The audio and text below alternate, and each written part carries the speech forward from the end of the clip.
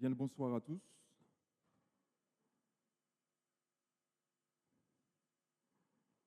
Nous terminons donc notre deuxième semaine d'efforts d'évangélisation où nous avons jusqu'à présent travaillé sur cette thématique, cette question qui est posée, Dieu est-il encore là?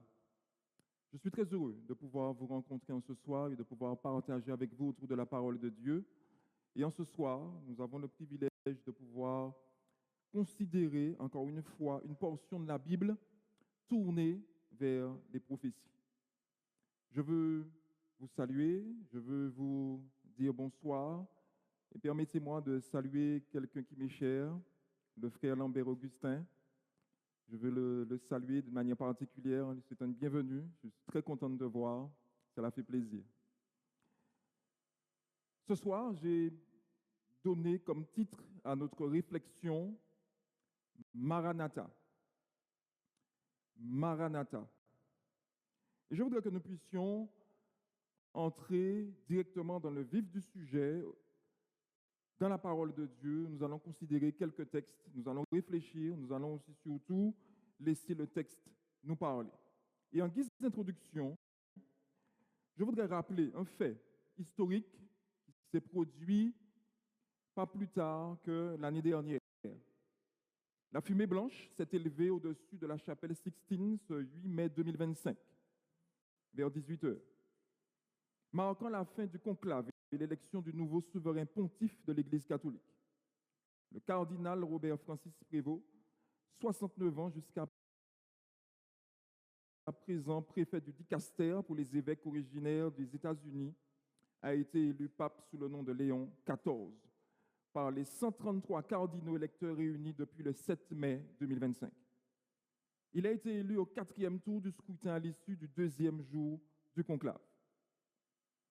Ne voilà-t-il pas que le nouveau souverain pontife a choisi le nom de Léon XIV en acceptant de devenir le 267e successeur de l'apôtre Saint-Pierre, selon la théologie catholique.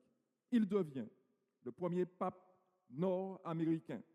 Il succède au pape François, qui est décédé le 21 avril 2025, après 12 ans de pontificat. Et bien entendu, la nationalité américaine du pape a fait chauffer les réseaux sociaux. Pourquoi? Pour la simple et bonne raison que beaucoup y voient l'annonce d'un accomplissement prophétique. Mais est-ce ainsi que Dieu a prévu que son peuple réagisse durant les temps de la fin? Est-ce véritablement l'objectif, le but que Jésus nous avait donné comme réaction lorsque nous verrons certaines choses s'accomplir? Est-ce que nos lunettes, est-ce que nos jumelles doivent être braquées sur le Vatican? Il y a près de 2 millénaires, l'apôtre Jean fut exilé sur une île rocheuse en mer Égée à cause de son témoignage. Un témoignage fidèle à l'Évangile. L'empereur Domitien ne pouvait supporter l'existence d'une religion qui n'accordait pas à l'État la première place. Comme il ne disposait d'aucun argument pour faire face et pour faire taire les héros de la nouvelle foi, il décida d'exiler le dernier apôtre, l'apôtre Jean, sur l'île de Patmos.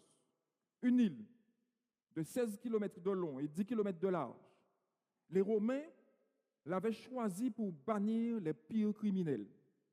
Le disciple bien-aimé de Jésus, il n'est pas épargné, lui aussi, par la tribulation.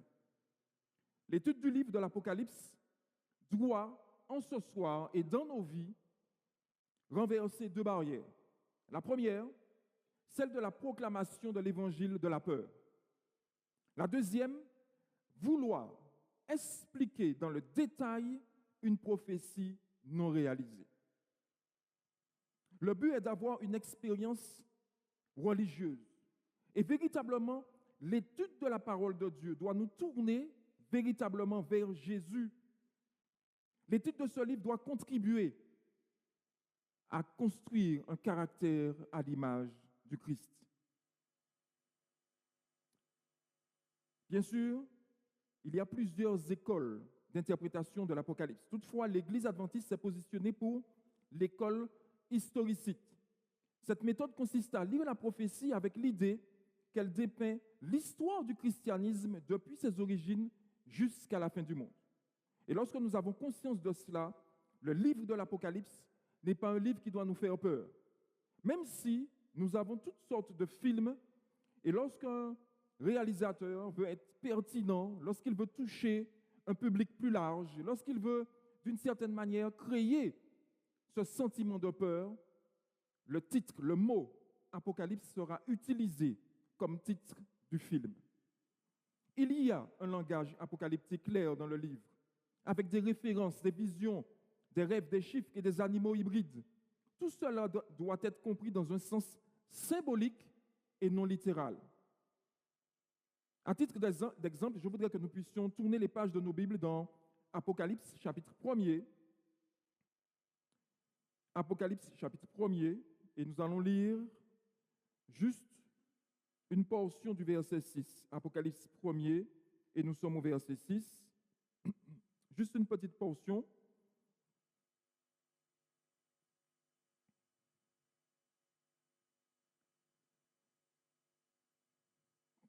Apocalypse 1er, verset 16, autant pour moi. Verset 16, il avait dans sa main, Apocalypse 1er, verset 16. Je vous donne un temps pour trouver la référence. Vous avez trouvé? Il y avait dans sa main droite, quoi? 7 étoiles. Et regardez, vous êtes dans Apocalypse chapitre 1er au verset 16. Descendez juste au verset 20. Qu'est-ce qu'il est dit au verset 20? Les 7 étoiles sont les 7 étoiles sont les anges des... D'accord. Donc, on comprend ici que le livre de l'Apocalypse utilise des symboles pour pouvoir dire quelque chose, donner un message.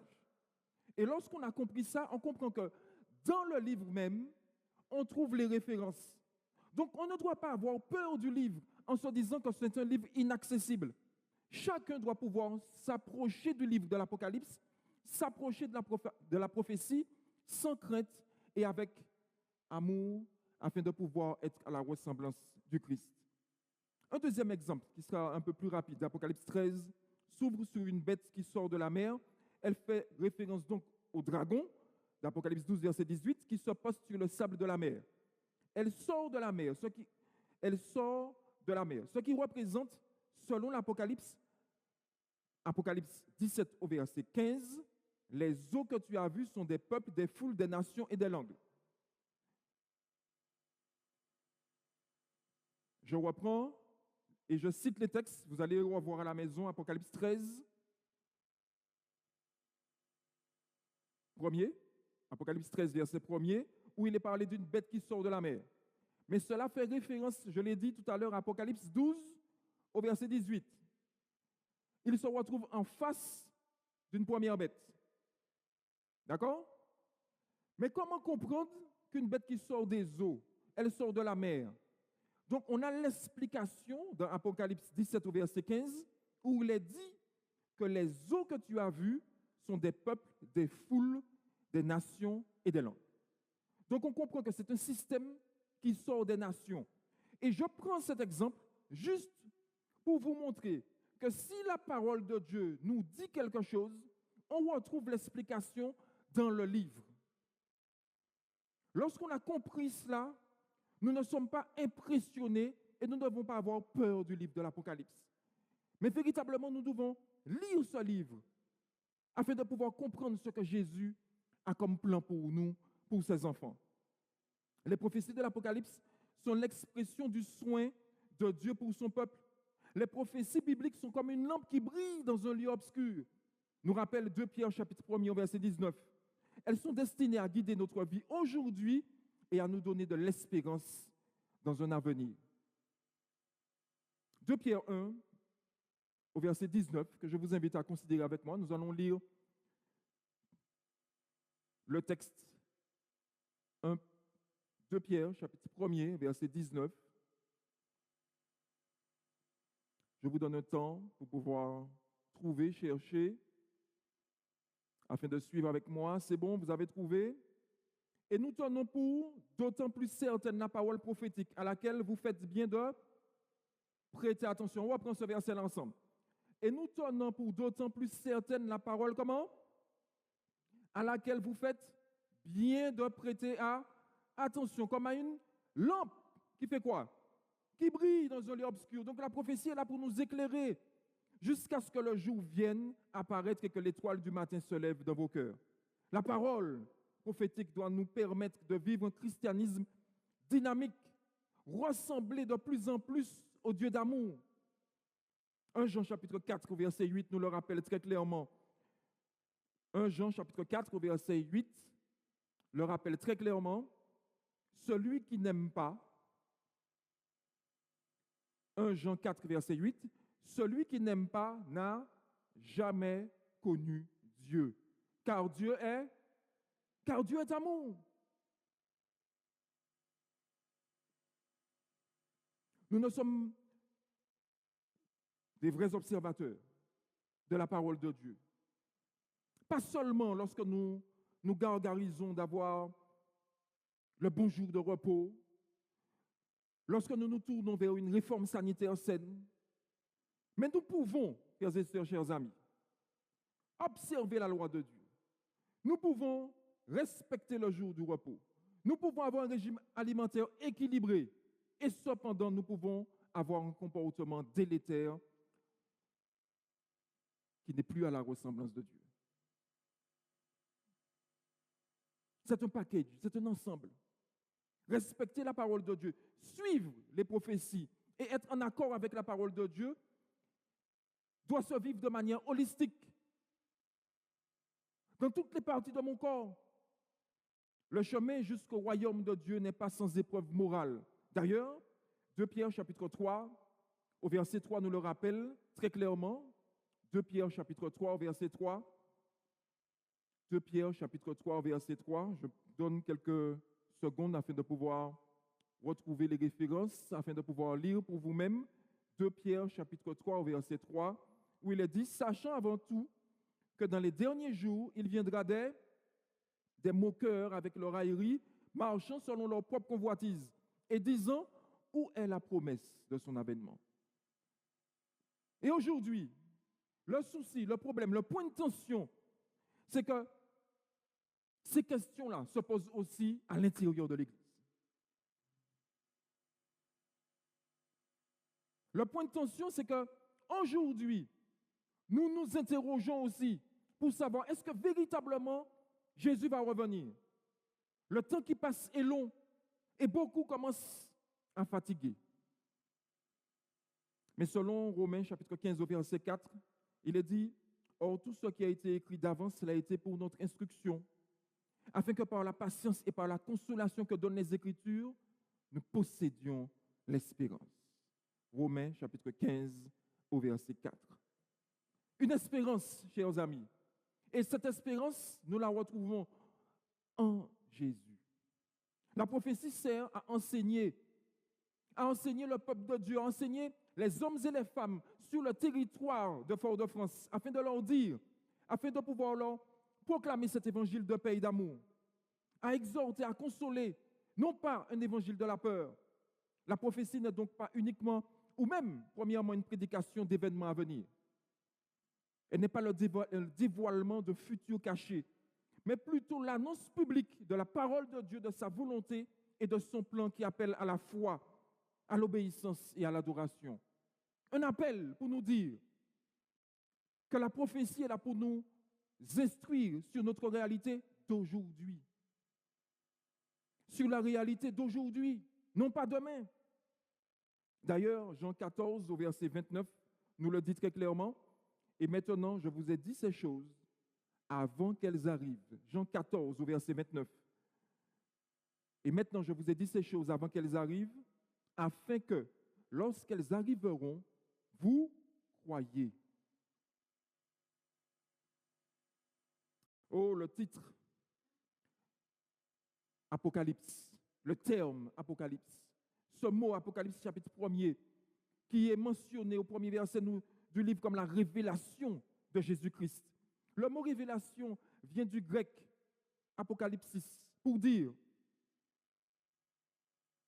ôter le voile, découvrir, dévoilement. L'Apocalypse, c'est un dévoilement de Jésus-Christ. Un livre pour nous parler de Jésus. Alors pourquoi prendre ce livre et puis chercher autre chose que Jésus? Alors que le livre lève le voile sur Jésus, nous montre les réalités de Jésus, un homme qui a manifesté de l'amour. L'Apocalypse, c'est le dévoilement de Jésus-Christ. C'est à la fois à propos de Jésus et sur Jésus. Alors que Dieu a transmis ce message par Jésus-Christ, le livre témoigne que Jésus fait également l'objet de son contenu. L'Apocalypse est sa révélation à son peuple, l'expression de ses soins pour eux. Et l'objectif principal des prophéties bibliques est de nous assurer que peu importe ce qu'apporte l'avenir, Dieu est au contrôle. Et lorsque nous avons cette assurance, nous savons que Dieu ne nous abandonne pas. Dans l'épreuve, dans la difficulté, il est là. Les prophéties de l'Apocalypse ont deux raisons pratiques. Nous enseigner comment vivre aujourd'hui. Quoi faire? Comment faire? Et pourquoi le faire? Deuxième point, nous préparer pour l'avenir. Mais permettons à Dieu d'être Dieu et de rester Dieu. Puisque dans Deutéronome chapitre 29 au verset 29, Deutéronome 29 au verset 29, il nous rappelle que nous devons savoir certaines choses, mais il y a d'autres choses qui sont cachées. Deutéronome chapitre 29 au verset 29 nous le rappelle très clairement. Les choses cachées sont à l'Éternel notre Dieu. Les choses, comment? Révélées sont à nous et à nos enfants à perpétuité afin que nous mettions en pratique toutes les paroles de cette loi. En d'autres mots, nous devons nous orienter sur la parole de Dieu afin de savoir que Dieu doit rester Dieu. Il y a des choses que Dieu ne révèle pas. Évitons de spéculer sur des choses qu'on n'a pas encore compris. Laissons les prophéties s'accomplir pleinement et ensuite nous pourrons dire, voilà, il y a de telle manière.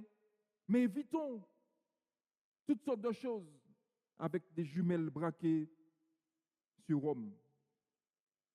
Les prophéties de la fin des temps de l'Apocalypse ne sont pas révélées pour satisfaire notre curiosité obsessionnelle quant à l'avenir, mais pour vivre aujourd'hui l'espérance en Jésus. Pour vivre l'espérance en Jésus aujourd'hui, maintenant, tout de suite. Apocalypse chapitre 1er, que je vous invite à considérer avec moi. Apocalypse 1er, verset 1er. Prenons le temps de relire ce texte, chers amis, et découvrons ce que Dieu a comme message pour nous. Apocalypse, chapitre 1er, verset 1er. Qu'est-ce qu'il est dit? Révélation de qui? Donc, qu'est-ce que Jésus a fait pour nous montrer son amour? Qu'est-ce qu'il a fait? Il est mort sur la croix. En d'autres mots, lorsque j'approche du livre de l'Apocalypse, est-ce que j'ai peur? Non, parce que c'est une révélation qui vient de Jésus-Christ. Révélation de Jésus-Christ que Dieu lui a donnée pour montrer à ses serviteurs les choses qui doivent arriver bientôt. Et qu'il a fait connaître à qui? À son serviteur. Donc c'est qui donne la révélation à Jésus? Ne me regardez pas, regardez le texte. Qu'est-ce que le texte dit? C'est Dieu. Donc c'est Dieu qui donne la révélation à qui? À Jésus-Christ. En d'autres mots, lorsque l'on sait ça, on sait que Dieu a fait quoi? Il a tant aimé le monde qu'il a donné qui? Son Fils. Alors lorsqu'il veut nous donner un livre, qu'est-ce qu'il est en train de nous dire? Il veut que nous puissions comprendre que le message que nous devons chercher dans l'Apocalypse, ce n'est pas un évangile de la peur, frères et sœurs, chers amis. C'est la bonne nouvelle de Jésus-Christ. C'est pour nous rappeler que Jésus revient bientôt. Alors oui, j'étais gamin, j'étais tout petit lorsqu'on m'a dit que Jésus allait revenir. Et aujourd'hui, ma barbe a blanchi.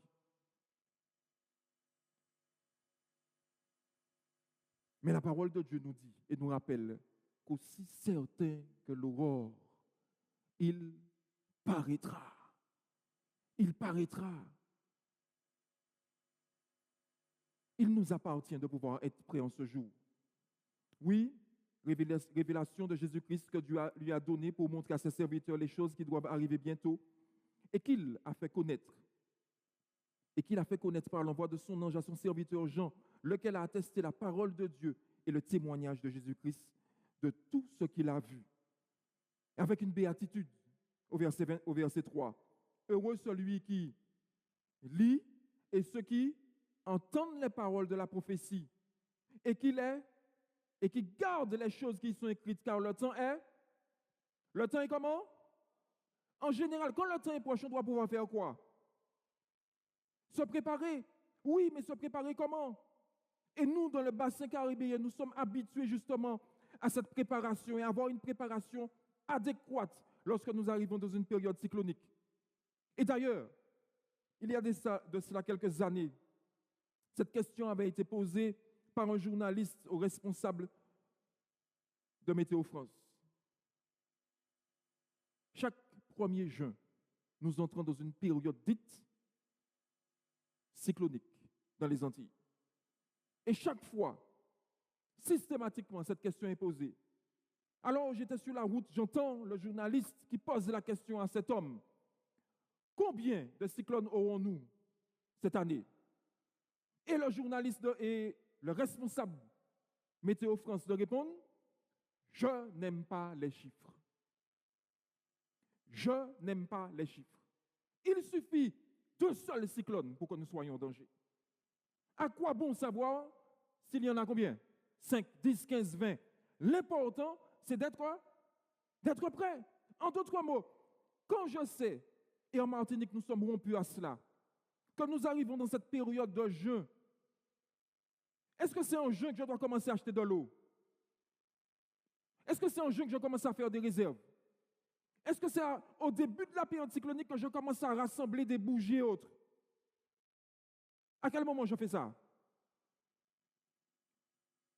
Vous avez dit avant le cyclone. Parce qu'en général, c'est ce qui se fait en Martinique. Et pourtant, gaz cyclone nous a gaz cyclone nous a passé. À aucun moment, nous avons pris la leçon. Et nous attendons la dernière minute. Et à ce moment-là, il y a des embouteillages partout. On commence à klaxonner. Et finalement, notre costume de chrétien, qu'est-ce qu'on en fait? On l'enlève, on le jette.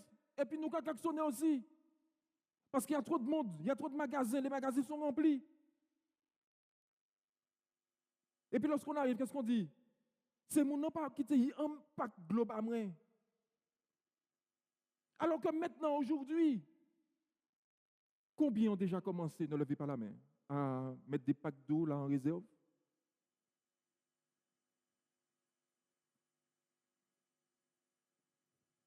De la même manière, chers amis, le livre de la prophétie, l'Apocalypse. De la même manière, le livre de l'Apocalypse voudrait nous dire en ce soir, de manière très claire, prépare-toi à la rencontre de ton Dieu aujourd'hui. Prépare-toi à la rencontre de ton Dieu aujourd'hui. N'attendons pas justement ces catastrophes, un avenir quelconque en se disant, je vais commencer à arranger mes choses. C'est maintenant. Et la parole de Dieu nous éclaire, chers amis. Qu'est-ce que la parole de Dieu nous dit? Elle nous dit très clairement cette question que Jésus se pose dans Luc chapitre 18 au verset 8 que je vais lire. Mais quand le Fils de l'homme viendra, trouvera-t-il la foi sur la terre? C'est la question que Jésus se pose. Trouvera-t-il la foi sur la terre? En d'autres mots, est-ce que nous allons être dans cette attente de pouvoir le voir et de pouvoir le rencontrer? Le second avènement de Christ constitue l'unique chose qui permet de tenir bon à des millions d'individus. Et je le répète, le second avènement de Christ constitue l'unique chose qui permet de tenir bon à des millions d'individus. Depuis des siècles, le retour de notre Seigneur encourage petits et grands. Il influence, il insuffle de l'espérance. Une espérance au jeune couple dont le premier enfant est mort-né. Une espérance à l'épouse dont le mari est mort trop tôt. Une espérance aux parents dont le fils a été abattu lors d'un règlement de compte entre gangs ennemis.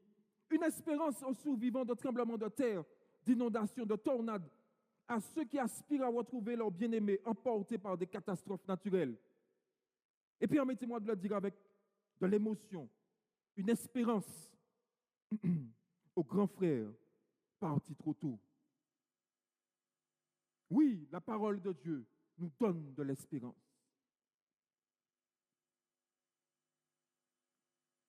Alors nous disons ce soir, Maranatha.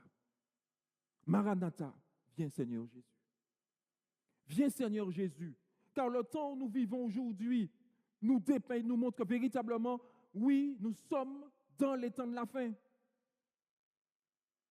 Cette formule araméenne, Maranatha, témoigne du caractère ancien de la foi dans le retour de Jésus, que nous retrouvons dans Apocalypse 22 au verset 20.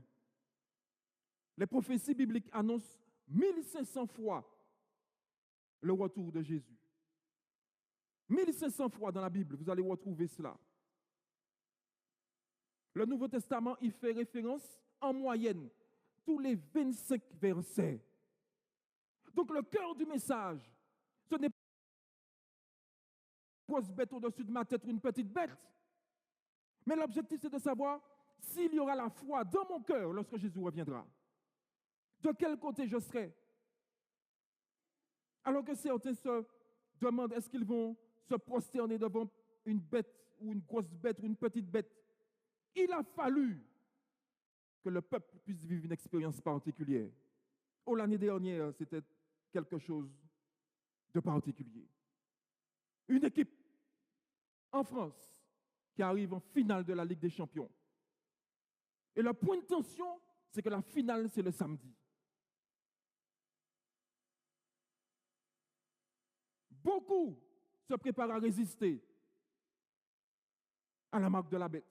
Mais beaucoup n'ont pas résisté à cette chanson de la Ligue des Champions.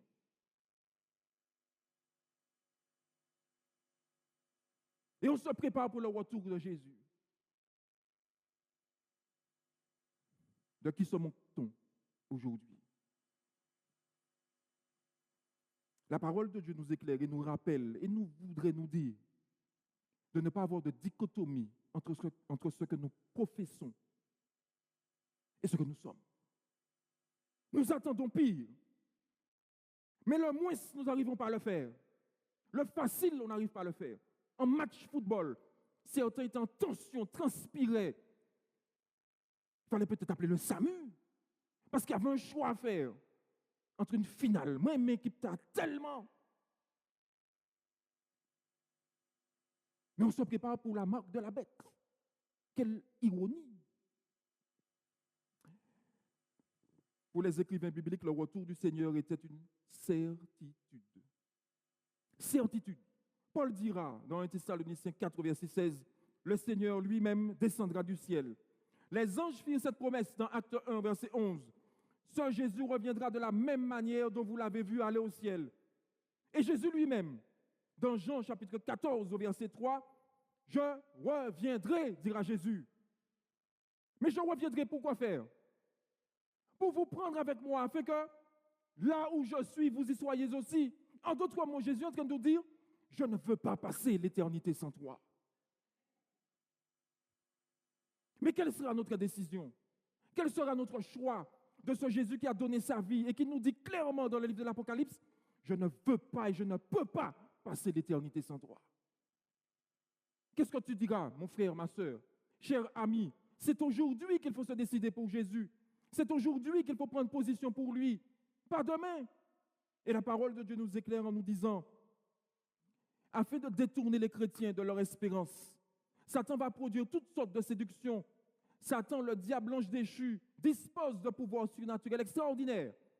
Et la parole de Dieu nous avertit dans 2 Corinthiens chapitre 11 au verset 14, Satan lui-même se déguise en ange de lumière. 2 Corinthiens chapitre 11 au verset 14. Satan lui-même se déguise en ange de lumière. C'est pour cela que Jésus nous met en garde. À nous qui sommes parvenus au temps de la fin, Matthieu 24 au verset 25 et 26, je vous l'ai dit. Si donc on vous dit, voici il est dans le désert, n'y allez pas, voici, il est dans les chambres, ne le croyez pas. Pourquoi?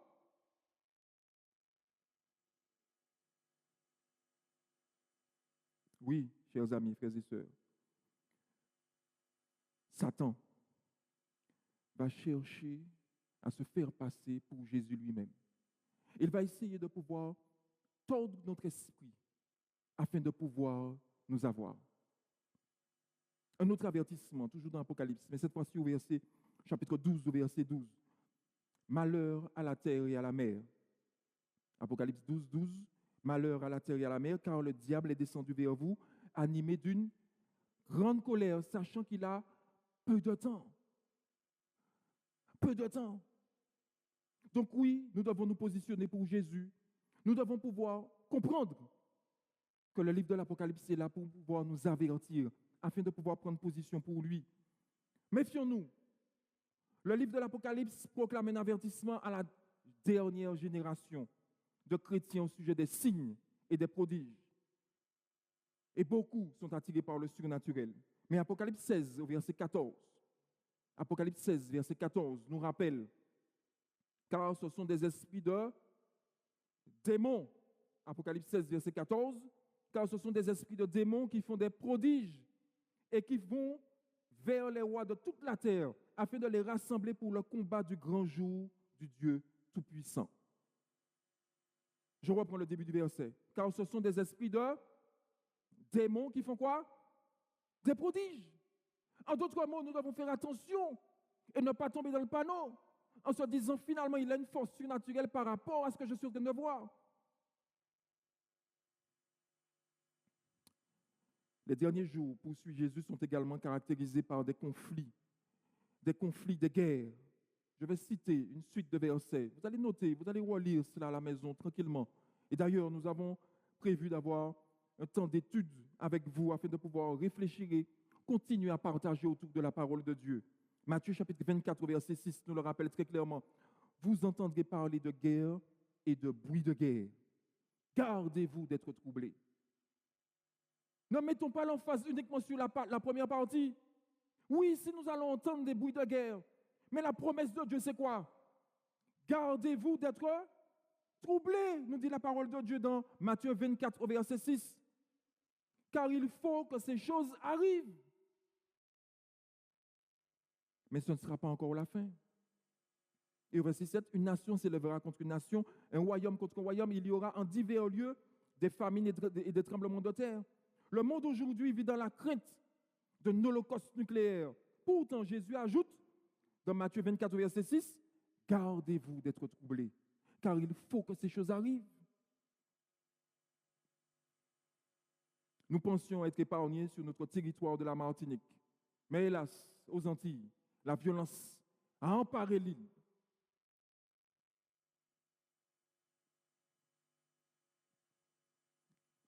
Des meurtres, pratiquement chaque semaine. Règlement de compte.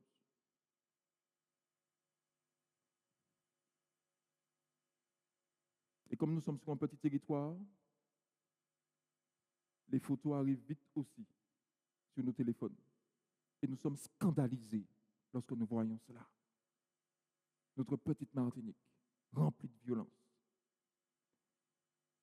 Mais cela nous montre que la prophétie s'accomplit. Puisque Paul aussi le déclare dans 2 Timothée 3, verset 1. Sache que dans les derniers jours, il y aura des temps, comment? Difficiles. Donc, nous étions prévenus. Mais pourtant, le peuple du livre ne prend pas le temps de lire. Il y a des réserves. C'est aujourd'hui qu'il faut mettre des packs d'eau de côté. C'est aujourd'hui qu'il faut commencer à regarder si la lampe fonctionne. C'est aujourd'hui qu'il faut mettre des barils, peut-être d'essence là, en provision. Mais n'attendons pas justement qu'il y ait un cataclysme pour se dire, je vais chercher. Donc c'est quand qu'il faut pouvoir se préparer à rencontrer Jésus? Aujourd'hui. C'est aujourd'hui. Oh, 3 recommandations que nous retrouvons dans la parole de Dieu. Dans le même thème, dans Marc chapitre 13, nous sommes toujours dans l'eschatologie, les temps de la fin. Marc 13 au verset 5 jusqu'au verset 7. Marc chapitre 13. Marc chapitre 13, et nous allons lire les versets 5 à 7. Marc chapitre 13. C'est bon, vous avez trouvé versets 5 à 7. Marc 13, 5 à 7, c'est bon? Je vous ai donné un petit temps pour trouver. Qu'est-ce qu'il est dit ici? Alors, Jésus se mit à leur dire, prenez garde que personne ne vous séduise, car plusieurs viendront comment? Sous mon nom en disant c'est moi, et ils séduiront beaucoup de gens. Au verset 7. Quand vous entendrez parler de guerre et de bruit de guerre, ne soyez pas comment? Ne soyons pas troublés. Qu'est-ce qu'il est dit encore? Car il faut que ces choses arrivent. Donc la première recommandation de Dieu, c'est de nous dire que oui, il y aura des guerres, oui, il y aura des tensions, oui, nous vivons des temps difficiles, mais ne soyez pas troublés. Deuxième recommandation de la prophétie, dans Marc chapitre 13, toujours dans le même chapitre, mais cette fois-ci au verset 22. Qu'est-ce que nous lisons à partir du verset 22? Verset 22, qu'est-ce qu'il est dit? Alors, car il s'élèvera de faux Christ et de faux prophètes. Ils feront quoi? Ils feront des prodiges et des miracles pour séduire les élus, s'il était possible. Mais au verset 23, qu'est-ce qu'il est dit? Soyez comment? Sur vos gardes, je vous ai tout annoncé d'avance. Donc, deuxième recommandation, soyez prudents. Dernière recommandation dans Marc, toujours 13, mais cette fois-ci au verset 28. Qu'est-ce qu'il est dit au verset 28? Le verset 28. Instruisez-vous par une comparaison tirée du figuier. Dès que ces branches deviennent comment? Tendres et que les feuilles poussent, qu'est-ce qui se passe? Vous connaissez que l'été est proche. Mais verset 29, de même quand vous verrez ces choses, sachez que le Fils est comment? Est proche, mais où? Il est proche, mais il est à la porte. En d'autres mots, il est déjà là. En d'autres mots, il nous faut nous préparer à rencontrer notre Dieu aujourd'hui. Et moi, je dis Maranatha. Maranatha, viens. Le prophète Amos le rappelle très bien dans Amos chapitre 4, verset 12. Prépare-toi à la rencontre de ton Dieu, ô Israël. Prépare-toi à la rencontre de ton Dieu. Oh, ce soir, mon message et mon propos est très clair et très simple. La prophétie nous rappelle qu'il nous faut être prêts aujourd'hui. Jésus nous a dit qu'il reviendra. Et il reviendra nous chercher. Et en attendant son retour, ce temps qui passe n'est pas une mi-temps, un entre-temps. C'est un temps de préparation afin de pouvoir l'accueillir en tant que roi des rois et seigneur des seigneurs. Oh Seigneur, je ne peux pas vous laisser partir comme cela. Permettez-moi de lire ce dernier texte dans Actes chapitre 22, verset 16. Actes chapitre 22, verset 16. Je vous donne un temps pour trouver Actes chapitre 22 et nous sommes au verset 16. Alors que nous allons chanter notre chantème, alors que nous allons, dans quelques minutes, rentrer à la maison, je voudrais que nous puissions lire ce dernier texte, Actes chapitre 22, verset 16. Je vous donne un temps pour trouver où il est dit, et maintenant, que tardes-tu? Et maintenant, que tardes-tu? Lève-toi, sois baptisé et lavé de tes péchés en invoquant le nom du Seigneur. La question vous est posée en ce soir, de pouvoir vous positionner pour Jésus, de pouvoir dire dans votre cœur, Seigneur, 2 semaines que j'entends cette parole qui nous titille, qui me touche, et je voudrais faire encore un cheminement avec toi. Je voudrais continuer à étudier cette parole avec toi. Mais cette question-là, elle est posée. Elle est posée à notre esprit. Et maintenant, monsieur, et maintenant, madame, que tardes-tu? Lève-toi. Sois baptisé et lavé de tes péchés en invoquant le nom du Seigneur. Alors que nous allons chanter notre chantème,